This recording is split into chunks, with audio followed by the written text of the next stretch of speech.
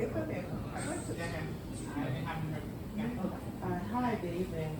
Thank you guys. I have a two-part question. So the first question, when we're talking about, I guess, what the public advocate discussed, like transparency and accountability, in regards to how you guys try, like, go through cases and whatnot, and you mentioned that it has to be you guys view it within the guidelines of the NYPD and whether or not certain cases. So my question is how do you guys collect data on cases that maybe some folks did not receive justice because it was hampered by the guidelines, the NYPD guidelines? And is that data utilized for policy in order to influence structural change? So that's the first question. And the second question, in regards to talking about safety and the concept of safety, how do we, are there any types of investment in trauma-based programs in order to handle the trauma that the public has in regards to the police? So when we're talking about building safety, right, it's like, yes, we don't feel safe with our community members, but there are community members who do not feel safe with police. So in order to build that relationship, programs are great, but how we, going back to what the public advocate mentioned, mental health resources being number two, a part of that is the trauma that we have incurred by policing. So are there trauma-based programs that focus on building healthy trust, if it's possible? And then the second question of the first question of using data in order to influence policy to change guidelines and what have you. That's a fantastic question. It's hard because data can be something that it's the only thing that people listen to when talking about policy. I'm a believer, like I think you, the public advocate, mentioned it. Maybe you. If it happens once, that's enough. Yeah. Right. But it is useful in the aggregate in situations where we haven't reached that preponderance of evidence standard to see what's happening, right? So we collect information, demographic information about the civilian and alleged victims. So that could be broken down by age, gender identity, gender expression, race, ethnicity, the occurrence of the incident, and all of that information is found on our website under policy, under the Data Transparency Initiative. What's also important there is then you can look at the respective precincts to see how many complaints are being received and the types of allegations in those complaints. Some of the issue-based reports that we've issued, one on body-worn camera footage, on the importance of it in making sure that these complaints are on the merits, as we call it. But also a youth report that came out in 2019, and we saw that the overwhelming majority of youth that have experienced police misconduct are Black youth, Black boys and girls. And in that report, it laid out the types of interactions that they were having with police and some recommendations that we had for the department. In that situation, the department accepted all of our recommendations. That included making sure that the stops were being recorded by, they were documenting the age and location of the incidents, the race, perceived race and ethnicity of these youth, improving programs. But again, you can go a long way in making sure that, in these situations we can really say eloquently and with data to back it up on what some of these trends in policing are. With that said, we also are open to suggestions and ideas of things that we might not be capturing, right? For example, in Jackson Heights, New Yorkers that are the trans women there may be stopped for different reasons that we might not be capturing because they might not know to even report. And then the last thing that you mentioned, I know it's more for the department, but when talking about trauma, if I have a negative interaction, full stop, that could be traumatic, right? Regardless of the outcome, regardless if it was within the guidelines of the patrol guide or not, I'm going to feel a type of way about it. And we understood that especially as we undertook sexual misconduct allegations and survivors of that type of encounter. So we have a civilian complaint assistance unit, so that when folks come in, not only are we asking questions to get to the root of what happened, but also sharing resources for those that are housing insecure, food insecure, access to domestic violence resources, and other services that are provided by the city. Because we know that we can work in isolation, but we aren't people that operate in isolation, right? So it's really important to get all of these agencies and groups on the same page.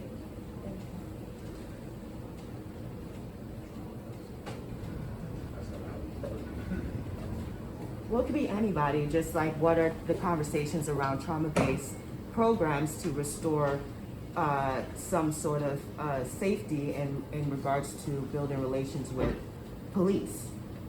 That is a huge problem, and so. I would say, as we are, again, I go back, it's always interesting to me when I'm talking to folks, the people have detractors. And so they are either saying two things: I absolutely do nothing, or I single-handedly ruin the entire city. Now you gotta pick one. They conflict. But I say that because I've been working on this for a long time. In 2018, we were telling people that our programs were working. And in 2018, if you go back, people were saying they weren't.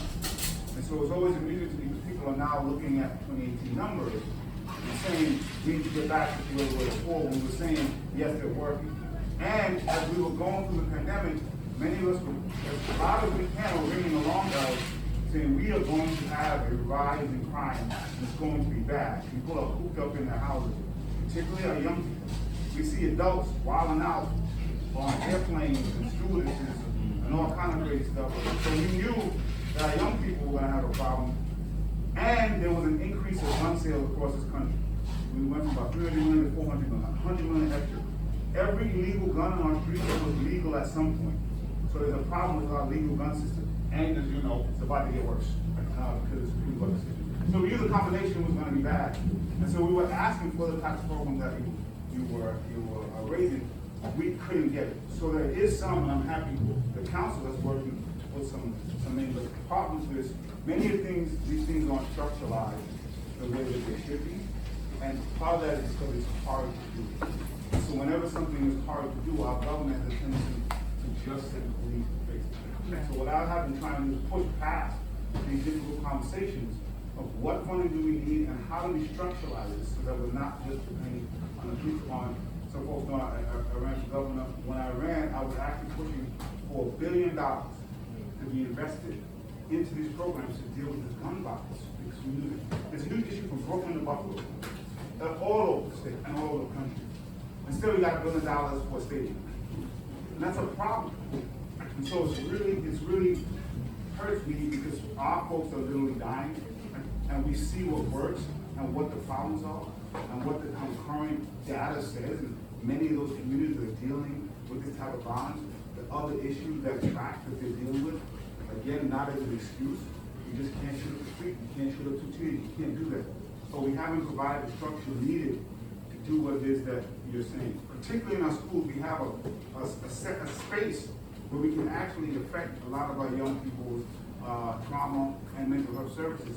If we put that funding in there, right now as we did fund the mental continuum. Yeah. We did restore that money. So Yeah. it's there in the schools, along with our community schools that provide background services. Yeah. They wanted to cut it. We restored it and added 10 more, especially to the zip codes that students were hit the most with COVID. Yeah. So we're doing the work, we're doing the investment in young people. So we've invested over $700 million into young people to make sure they have programs to work after school, some of you. And that was one of the things I stood with the public advocates. We announced 100,000 jobs for some of you. But we always feel that it's not enough. So we're pushing the envelope to make sure young people are working all year, that they have something to do. So this council, we're working. And as we're investing and we're working with partners like Johnny Williams to make sure that young people are invested. Thank you. Time for 2 more questions, and Selena hasn't gone yet. Yeah. So what are you doing, or the NYPD is doing about the residency aspect? Because it says that the officers have to be a New Yorker within 30 days of being hired, but they can be from different boroughs. And you mentioned how you're from the community, so you know how to interact with different people from that specific neighborhood. But if someone's coming from another state or even another community per se, more affluent, I would say, how are you building, how they are able to build that community when they're just patrolling it, and community affairs is a complete different unit from them patrolling this specific community. So has there anything been done about the residency aspect? Because someone mentioned how like they're safe about when they see officers. I'm not, because I don't really know the officers that are on the street. So if I don't know you, how are they able to build trust? Yes, we can have the community affairs unit, but if they're not the one patrolling the community, then it's a complete different aspect of NYPD. So have y'all talked about the residency aspect of officers? Alright, so in order to become a New York City police officer, you have to live in the 5 boroughs of Long Island, Nassau, Suffolk, and then Orange County, which is Westchester, in those areas to be a part of the New York City Police Department. Yes, but you mentioned how you were born and raised in East New York, so you have that relational Can I answer aspect the with question? You people. may not, this may be a political question. So, I will say, I have supported and do support residency requirements for officers to live within the 5 boroughs. At least a percentage, 95%, sometimes you can't get it all. But right now, the way it is, I do think it's problematic. Surprisingly, the mayor agrees. You know, when I said, I don't know what's gonna be happening, to try to change it, but I do think it is something that we have to look at. It's not the end all, and it's not the be all. That in and of itself, I don't think will solve all the problems, but I do think it will be helpful and healthy if we had a preponderance of our police department that came from these communities, that understand what Jubilee is, that understand what Carmel is, that understand the culture of the way the folks are growing up, as opposed to coming in, taking the dollars back out into a community that they may not understand. With that said, I always try to remember that everybody I'm talking about and all these consultants are human beings that want to get back into their family. And when we call that 911, we sometimes forget that they're going to be human beings that are going to respond. And they have very limited tools to respond to them. With the gun, they got the time, they got the thing. And so we call and put them sometimes in situations that they don't even want to be in. And so I'm trying to change how we're looking at our community police and what other departments and what other agencies and community groups can aid in that. So whether the person is suffering in New York City, that the police don't have to be at the head of it. And the last thing I'll say is, I love the community affairs and the work we do, but I said it before, I wish that the mentality of community affairs and community policing was pervasive all throughout the department. And I read once, the Lincoln, Nebraska, talked about community policing. They said, if you have a community policing program, you don't have community policing. Because the mind frame of that community policing program should be pervasive throughout the department, in my opinion. Got a question? Listen, I can always follow up. Now that public advocate is here. Follow up? Earlier, I asked Inspector Faison, right, about the difference in perception of crime and the reality of crime. And he accepted that shootings have gone down.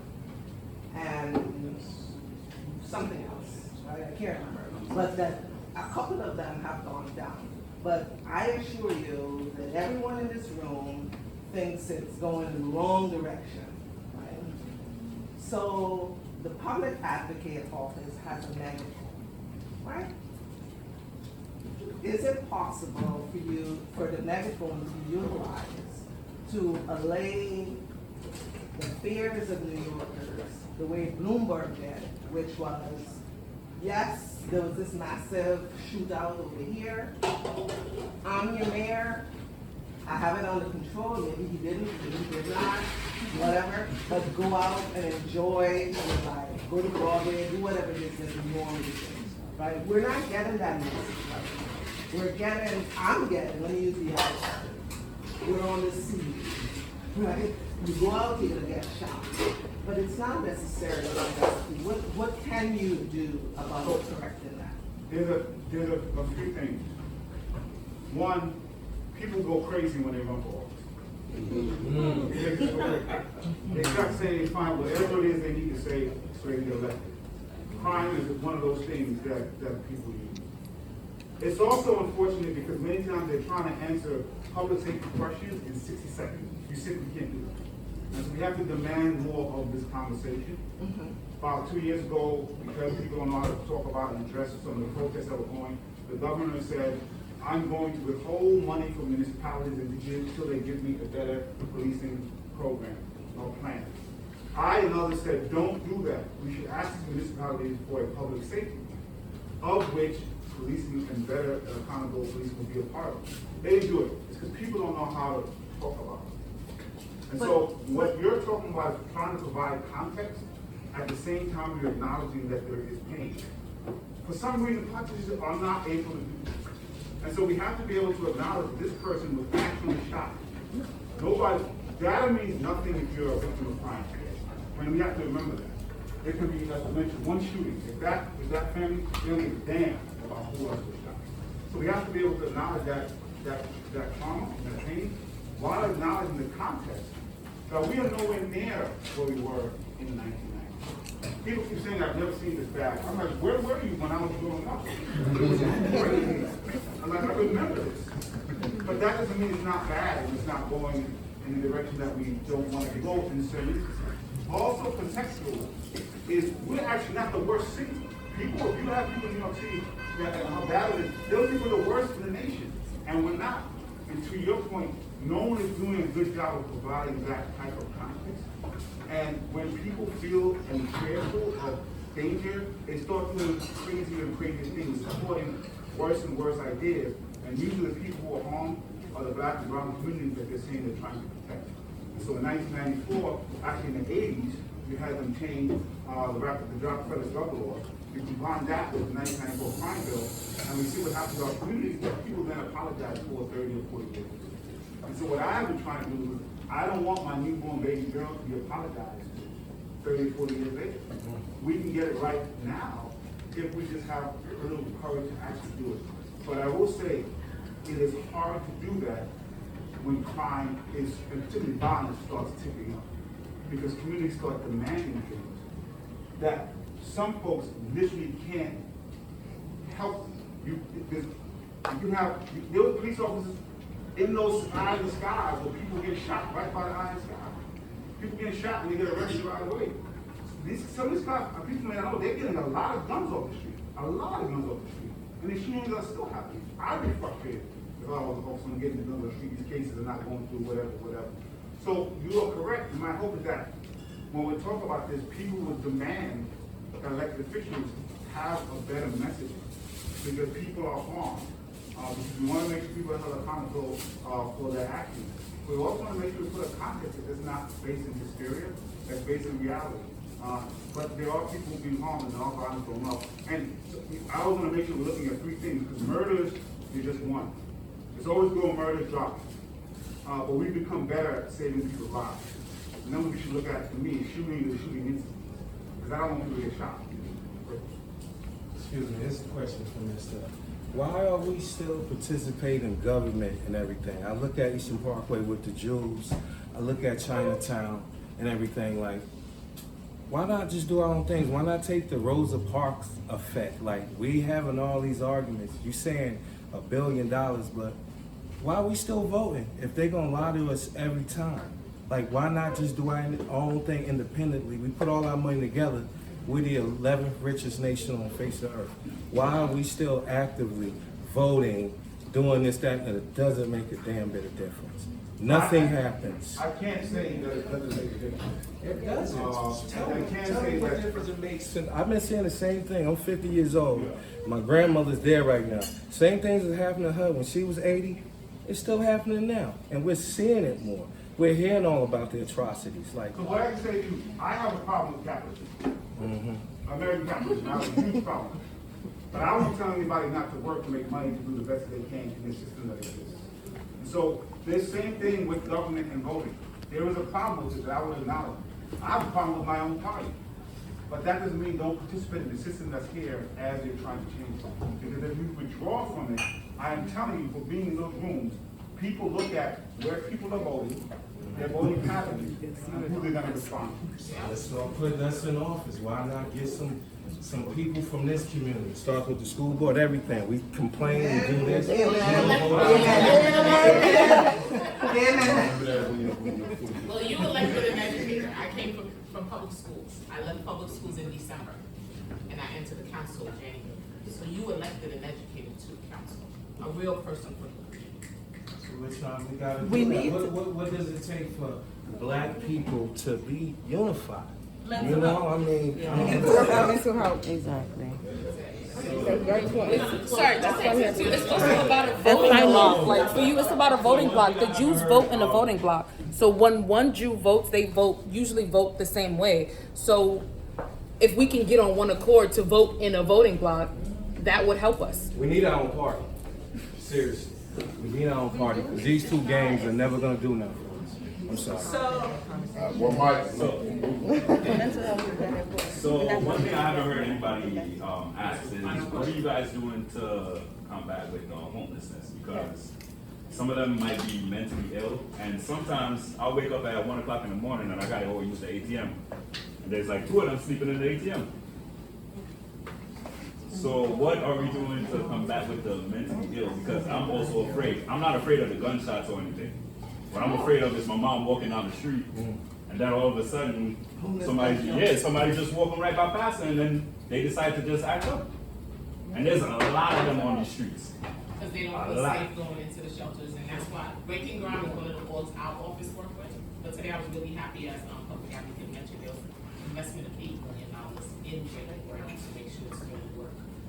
There's rules around unhoused neighbors. If you ask them to leave, they don't want to leave, you cannot force them. That's enough rule. You want that? So one, I always want to make sure we're understanding what the question is. But some people say they want to, solve homeless problems, but they mean they don't want to see homeless people. So that second part can cause a lot of problems. And so we start shuffling them from place to place without solving the problem. So for me, the problem is housing that people can afford.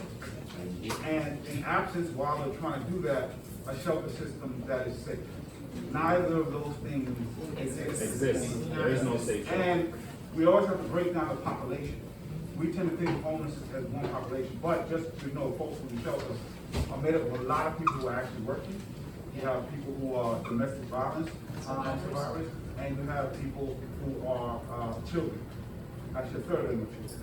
But when you think of homeless, we're thinking of the chronically homeless that yes, usually have some sort of mental health or substance abuse. And we have to try to treat them. But I tell you what, when I just said both of those things don't exist, what do we do? Well, the police department to come and solve them. They can't solve homelessness. So you are immediately causing a friction, asking, and then they're going to be judged by their superiors on what they did to solve that complaint that you called. And so we have to stop pushing the police officers who have a role to play all the roles. Lastly, I just want to say this. I'm going to ask 3 questions that I ask in any place in the city after the state. How many people believe the answer to most homelessness is housing that people can afford at their salary? Just raise your hand. How many believe that housing homelessness is one of the biggest issues in the city of New York? How many people want a taller building next to them? I want a park next to me. But I'm just saying, I want a park next to me. But I'm just saying, those 3 questions are answered the same all around the city. And so I just raised that to show that the difficulties of sometimes doing the things that everybody knows is right is real. Not to say we can't do it, have to push through, but I always try to put in context. We know what we need to do, how are we going to get it done? So what I try to do is if we want to ask people to give up density, which we simply have to. We have to give up density. But you have to do it by asking the community, where can you give up some density and where can we preserve? But if we're going to give up density, it has to be real affordability and not the type of housing that we've seen. I'm going to close out with you, my fellow educator. Thank you so much. So a lot of your points I definitely agree with. I do feel like over policing is not the solution to many of these problems that are happening. And my question to you is, how do we as a community, how can you support us to organize ourselves? Like, I do feel like neighborhood watches are important, block associations are important, but is there any type of blueprint that we can use? Is there any way that we can organize ourselves, so that we can have points of contact with the police department, so that we can turn to ourselves. And I think that would be a benefit to you guys as well, to have us organize and point of contact between us. So what are some next steps that we can do? So by the way, I always view the police and law enforcement, they are best, in my opinion, when there's acute problems. So there are acute solutions for acute problems. We keep using them for complex problems. So it's like if you go to the hospital and you're in triage, and they never put you in the back of the hospital where all the other doctors and disciplinaries are looking. And so we keep our communities in triage and triage. We do these big takedowns. Some of them are needed. I'll never, like, sometimes our folks need a timeout. There's no question about it. But then my question is, you're gonna be here in 5 years because you did nothing to change the environment that caused this takedown happening. But to answer your question, I actually, Ward was bringing up the police precinct councils and the community boards. They're a great place to start.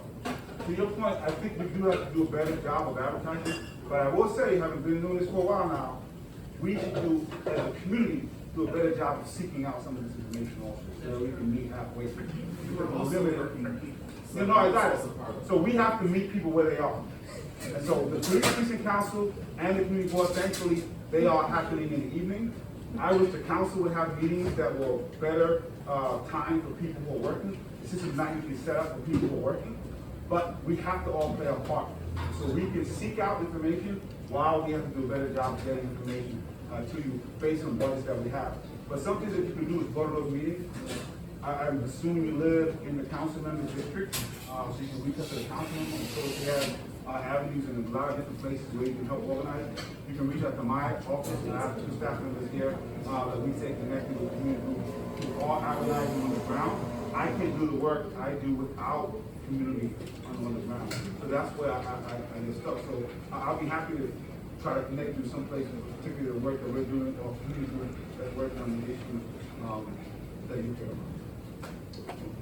I'd like to say thank you to each and every one of you. Inspector, thank you so much. My partner in government, thank you. Public advocate, thank you so much. And this is not the end, this is the beginning of ongoing dialogue between the police, NYPD, and the community. So next time, bring 5 friends. I loved it. I loved it. You're gonna come Thank back you with again, I'm Councilmember Rita Yes. Joseph. Thank you so much. Thank you.